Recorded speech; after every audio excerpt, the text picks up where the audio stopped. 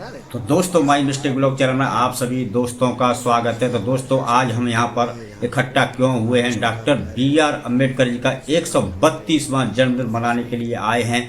इस कार्यक्रम में बच्चों की संख्या ज़्यादा है दोस्तों, क्योंकि बच्चे ही देश का भविष्य होते हैं। इन सभी बच्चों ने एक कंपटीशन में पार्टिसिपेट किया था, जो कि आज 14 अप्रैल को इन बच्चों को सम्मान दिया जा रहा है और साथ साथ ही अम्बेडकर जी के विचारों को भी प्रसारित किया जा रहा है, ताकि बच्चों में आगे बढ़ने और पढ़ने का उत्साह जागृत हो। तो दोस्तों वीडियो को शुरू करते हैं और देखिए इन बच्चों का उत्साह कितने चरम पर है। तो इसी श्रृंखला में हम आपको दिखाने जा रहे हैं कुछ रिटायर्ड कर्मी हैं जिन्होंने इस कार्यक्रम को आगे ले जाने के लिए बहुत बड़ी मशक्कत की है और इन्हीं की बदौलत ये कार्यक्रम आगे बढ़ रहा है। और ये रिटायर्ड कर्मचारी हैं, इनको एक उपहार के रूप में मोमेंटम दिया जा रहा है और एक शॉल दे करके एक सम्मानित किया जा रहा है, क्योंकि इन्होंने जो है इस कार्यक्रम को सफल बनाने में बहुत बड़ी भूमिका निभाई है और समिति के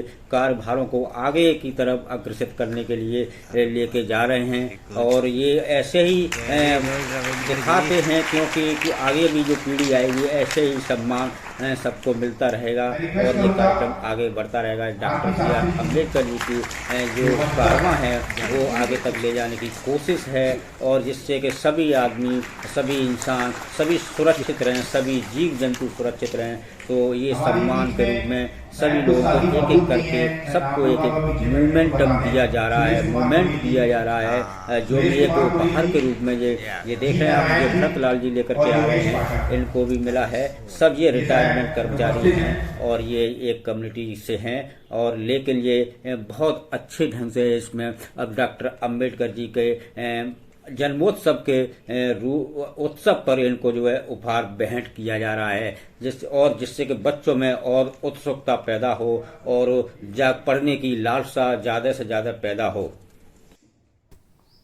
तो दोस्तों अम्बेडकर जयंती भारत में एक वार्षिक उत्सव के रूप में मनाया जाता है। डॉक्टर भीमराव राम जी की जयंती के अवसर पर मनाया जाता है। अम्बेडकर जयंती हर साल 14 अप्रैल को मनाई जाती है और भारत में एक सार्वजनिक अवकाश होता है। बाबा साहेब अम्बेडकर सामाजिक समाज सुधारक, राजनीतिज्ञ, बहुत बड़े विद्वान थे, जिन्होंने भारतीय संविधान के निर्माण में एक महत्वपूर्ण भूमिका निभाई। उनका जन्म 14 अप्रैल 1891 को मध्य प्रदेश के एक छोटे से शहर महू में हुआ था। वे एक विदेशी विश्वविद्यालय से डिग्री हासिल करने वाले पहले दलित व्यक्तियों में से एक व्यक्ति थे और बाद में स्वतंत्र भारत के पहले कानून मंत्री बने। अम्बेडकर जयंती भारत भर में उत्साह के साथ मनाई जाती है। इस दिन लोकल स्तर पर जगह जगह भंडारा के रूप में लोगों की खान पान की सुविधा के रूप में सेवा दी जाती है और इस दिन लोग सांस्कृतिक कार्यक्रम, रैलियां और जनसभाओं का आयोजन करके डॉक्टर बी.आर. अम्बेडकर जी का जन्म उत्सव के रूप में मनाते हैं। अम्बेडकर भगवान बुद्ध के विचारों का भारत की धरती पर इतना गहरा प्रभाव है कि भारतीय संस्कृति के महत्व को न समझने वाले साम्राज्यवादी लोगों को भी महात्मा बुद्ध से जुड़े सांस्कृतिक आयामों को अपनाना था। राष्ट्रपति भवन के भव्य गुंबद की बनावट बौद्ध धर्म से जुड़ी वैश्विक विरासत का स्तूप पर आधारित है। उसी गुंबद पर हमारा राष्ट्रीय ध्वज लहराता है। हमारे राष्ट्रीय ध्वज के केंद्र में सारनाथ के धर्म चक्र पर आधारित अशोक चक्र अंकित है। राष्ट्रपति भवन, संसद भवन तथा राजधानी नई दिल्ली के अनेक महत्वपूर्ण स्थलों पर भगवान बुद्ध से जुड़े प्राचीन भारतीय प्रतीक और स्थापत्य के उदाहरण मौजूद हैं। शायद आप सबको मालूम हो कि हमारे देश के जनप्रतिनिधियों की सबसे बड़ी सभा यानी लोकसभा के अध्यक्ष कुर्सी के पीछे धर्मचक्र प्रवर्तनाएं का संदेश अंकित है, जिसका आह्वान गौतम बुद्ध ने अपने प्रथम प्रवचन में किया था। डॉक्टर भीमराव अम्बेडकर ने भगवान बुद्ध के विचारों को प्रसारित किया। उनके इस प्रयास के मूल में करुणा, बंधुता, अहिंसा, समता और पारस्परिक सम्मान जैसे भारतीय मूल्यों को जन तक पहुंचाने का और सामाजिक न्याय के आदर्शों को देने का उद्देश्य परिलक्षित होता है। अपने जीवन के अंतिम वर्षों के दौरान बाबा साहब ने आध्यात्मिक और सांस्कृतिक पहलुओं पर अपना महत्वपूर्ण कार्य किया। 6 दिसंबर 1956 को महापरिनिर्वाण कि 2 दिन पहले ही उन्होंने अपने board.com पर अपनी अत्यंत महत्वपूर्ण पुस्तक की प्रस्तावना को अंतिम रूप दिया। भगवान बुद्ध के करुणा और सौहार्द के संदेश को उन्होंने अपने जीवन और राजनीति पर आधार बनाया। हमारे स्वाधीनता संग्राम के दौरान बाबा साहब के अनेक समकालीन देशवासी क्या कहा करते थे कि सबसे पहले भारतीय हैं, उसके बाद ही हम हिंदू, मुसलमान, सिख या ईसाई हैं। परंतु भारतीयता के बारे में बाबा साहब की सोच कहीं अधिक व्यापक और मजबूत थी। वे कहा करते थे कि वो पहले भी भारतीय हैं, बाद में भी भारतीय हैं और अंत में भी भारतीय हैं। बाबा साहब आधुनिक भारत के निर्माण में महिलाओं की महत्वपूर्ण भूमिका के पक्षधर थे। वे महिलाओं को समान अधिकार दिलाने के लिए सदैव सक्रिय रहे। बाबा साहब द्वारा रचित हमारे संविधान में आरंभ से ही मताधिकार समेत प्रत्येक क्षेत्र में महिलाओं को समान अधिकार प्रदान किए गए। विश्व के अन्य प्रमुख लोकतांत्रिक देश में यह समानता महिलाओं को लंबे समय के बाद मिली। भारत के संविधान में महिलाओं को भी पुरुषों के बराबरी समानता का मूल अधिकार दिया गया। बाबा साहब चाहते थे कि समानता के इस मूल अधिकार को संपत्ति के उत्तराधिकार तथा विवाह एक जीवन के अन्य पक्षों में जुड़े मुद्दों पर भी एक अलग विधेयक द्वारा स्पष्ट कानूनी आधार दे दिया जाए। इस बदलाव को तेज गति के साथ लागू करने के लिए विषय पर उनका अनेक प्रमुख जनसेवकों के साथ मतभेद भी रहा। लेकिन आज महिलाओं के संपत्ति पर उत्तराधिकार जैसे अनेक विषयों पर उनके द्वारा सुझाए गए मार्ग पर हमारी विधि व्यवस्था आगे बढ़ रही है। इससे स्पष्ट होता है कि बाबा साहब की दूरदर्शी सोच अपने समय से बहुत आगे थी। डॉक्टर बाबा साहब की जयंती के अवसर पर आइए हम आपके जीवन और विचारों से सीखकर उनके आदर्शों को अपने जीवन में आत्मसात करने का संकल्प लें और एक मजबूत और समृद्ध भारत के निर्माण में अपना योगदान दें। मैं कार्यक्रम को ज्यादा लंबा न खींचते हुए मैं आग्रह करूंगा संस्थान के संपर्क अधिकारी मिस्टर एम के दिवाकर जी से कि वो मंच पर आए और आशीष के रूप में बच्चों को अनुग्रहित करें। मिस्टर एम के दिवाकर।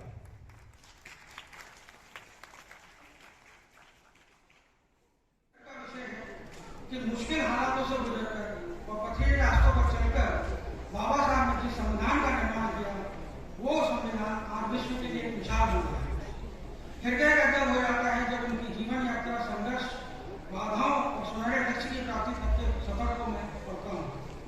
बाबा साहब के मुताबिक शिक्षा का न केवल किताबी ज्ञान है तक ही सीमित है, बल्कि उनका कहना था कि शिक्षा। जय हिंद। धन्यवाद सफर अधिकारी की। महत्वपूर्ण सूचना भी है। प्रत्येक बार जो जयंती मनाई जाती है संस्थान के सहयोग से ही मनाई जाती है। हमारे बीच में निदेशक महोदय नहीं आ पाए, एक मीटिंग की, अभी वो रास्ते में ट्रैवल कर रहे हैं। उन्होंने कहा था कि अगर समय पे आ जाएंगे तो उपस्थित होंगे। हमारे बीच में एक्टिंग डायरेक्टर साहब भी हैं। मैं समिति की तरफ से ये आप लोगों को भी सूचित करना चाहूंगा और संस्थान का धन्यवाद प्रकट करना चाहूंगा।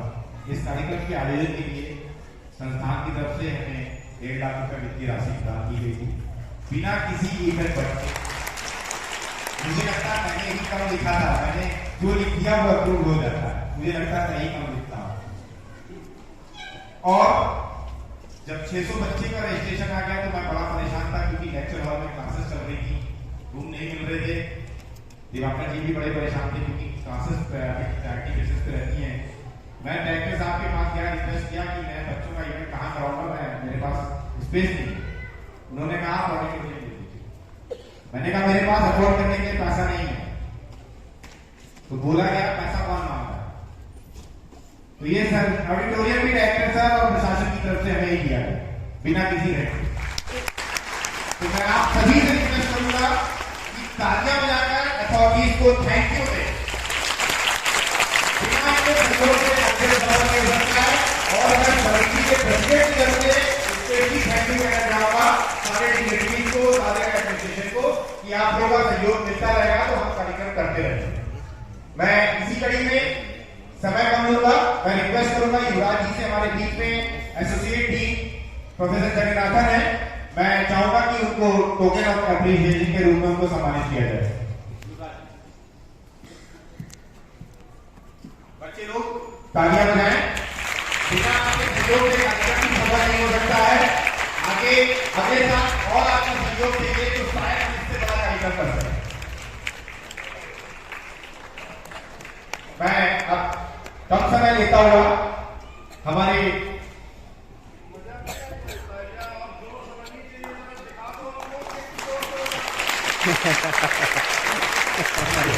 मजा नहीं आ रहा है।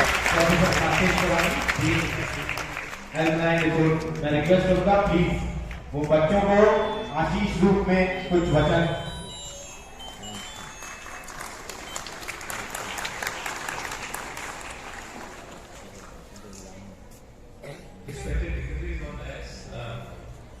फ्रेंड्स, कलीग्स, टीचर्स, स्टूडेंट्स, पहले मुझे बहुत अच्छा लगा एक्चुअली। पहली बात तो मैं डॉक्टर अम्बेडकर विचार समिति का धन्यवाद करना चाहूँगा।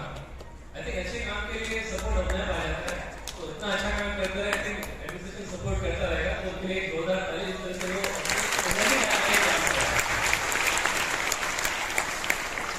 और बच्चों को देख के इतना अच्छा लग रहा है।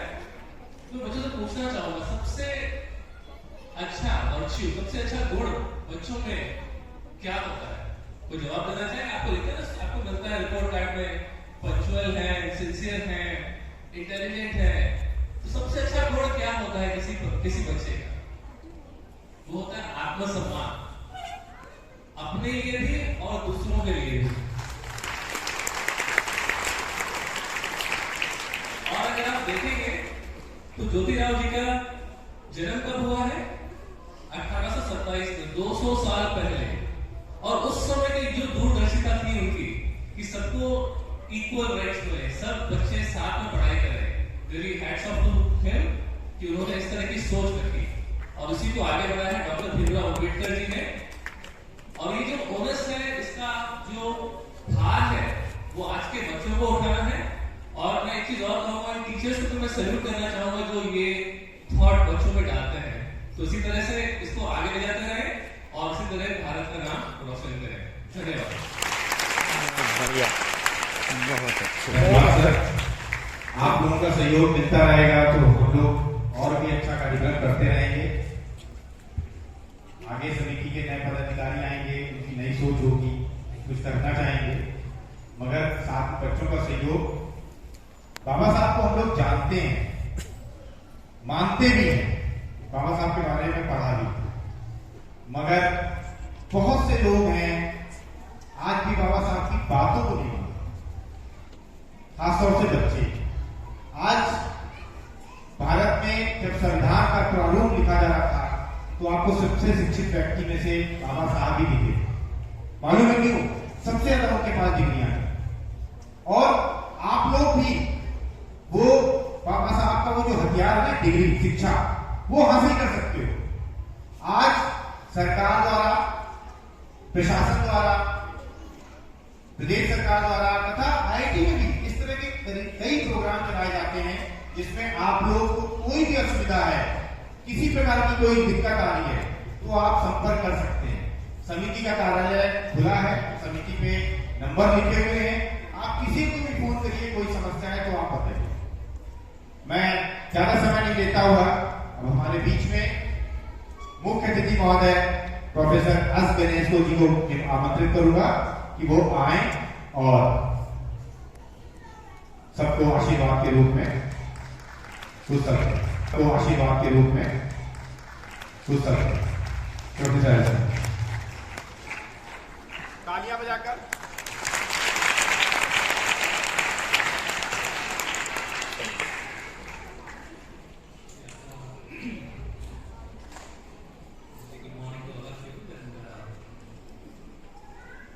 we first thank the Samiti for the wonderful job. I remember last year very similar event was. तो बच्चे क्यों में यहाँ से निकलेंगे जब मैं बोलूंगा तो रिफ्रेशमेंट बच्चे ले लेंगे। पेरेंट्स जो बड़े हैं उनके लिए रिफ्रेशमेंट अलग है, तो प्लीज डिस्टर्बेंस बाहर नहीं होना चाहिए। मैं रिक्वेस्ट करूंगा कि बच्चों से आ जाए प्लीज ग्रुप फोटो के लिए। आगे आगे आगे आगे आगे वेरी गुड, थोड़ा आगे आओ, थोड़ा आगे आगे यहीं पर आ जाओ, यहीं पर बस यहीं तक आइए। इस तरफ आ जाए बेटा, आ जाए इस तरफ, आ जाए इस तरफ, आ जाए प्रगति इस बच्ची की श्रेया को आगे ले लो यहाँ पर। ड्यूटी कमेटी से प्लीज मैनेज करा।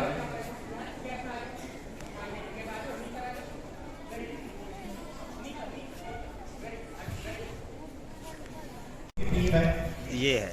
बहुत छोटी टीम है, ओहो, प्रयास भी छोटा ही किया। जी की मूर्तियों को फूलों में फूलों से सजाया जाता है और उनकी स्मारकों पर लोग उनका सम्मान करने के लिए जाते हैं। दोस्तों, अम्बेडकर जी ने भारत के समाज में अपराध के बिना सभी लोगों के लिए न्याय की मांग की थी। दोस्तों, उन्होंने अपने जीवन में भारत के दलितों के लिए समानता की मांग उठाई और उन्हें उनके जीवन के मौलिक अधिकारों से लाभान्वित करने की लड़ाई लड़ी।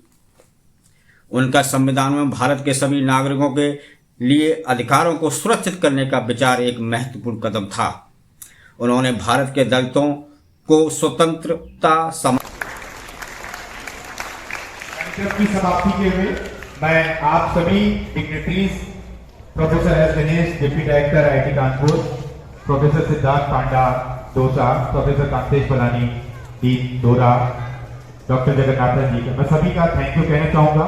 सभागार में मौजूद सभी सेवानिवृत्त कर्मचारी, संस्थान के सदस्य, मैं सभी को थैंक यू बोलना चाहूँगा कि वो आए, इस कार्यक्रम का आयोजन किया, आप ही के सहयोग से हुआ। मैं सभी बच्चों को थैंक यू बोलना चाहूँगा और मैं आशा करता हूँ अगली बार हम फिर मिलेंगे एक नए प्रोग्राम के साथ। धन्यवाद। तो दोस्तों, समय का बहुत ध्यान रखना चाहिए क्योंकि एक एक पल जो समय निकल जाता है दोबारा वापस नहीं आता है। तो इसी सिलसिले में मैं आपके बीच में एक दो पंक्तियां साझा करना चाहता हूं। तो समय गए फिर हाथ ना आवे, सिर धुन धुन पछताएगा, बोया पेड़ बबूल का तो फिर आम कहाँ से आएगा। अर्थात समय और जिंदगी दुनिया के सर्वश्रेष्ठ शिक्षक होते हैं। जिंदगी समय का सदुपयोग सिखाती है और समय हमें जिंदगी की कीमत सिखाता है। लम्हों की एक किताब है जिंदगी, लम्हों की एक किताब है जिंदगी, सांसों और ख्यालों का हिसाब है जिंदगी, सांसों और ख्यालों का हिसाब है जिंदगी। कुछ ज़रूरतें पूरी, कुछ ख्वाहिशें अधूरी, बस इन्हीं सवालों का जवाब है जिंदगी।